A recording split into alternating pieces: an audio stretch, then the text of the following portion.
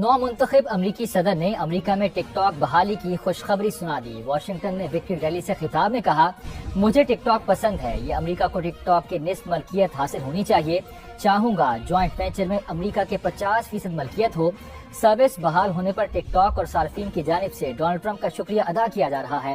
Donald Trump نے ٹک talk کو 90 دن کی مہلت دینے کا اعلان کیا ہے۔ ٹک ٹاک نے گزشتہ رات اپنے 117 ملین امریکی صارفین کے لیے کام بند کر دیا تھا، جس کے بعد قومی سلامتی کی بنیاد پر اسے بند کرنے کا قانون نافذ ہو گیا تھا۔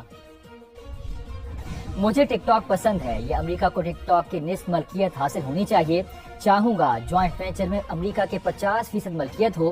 سروس بحال ہونے پر ٹک ٹاک اور صارفین کی جانب سے ڈونلڈ ٹرمپ کا شکریہ ادا کیا جا رہا ہے۔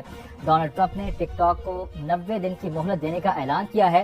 ٹک ٹاک نے گزشتہ رات اپنے 117 ملین امریکی صارفین کے لیے کام بند کر دیا تھا، جس کے بعد قومی سلامتی کی بنیاد پر اسے بند کرنے کا قانون نافذ ہو گیا تھا۔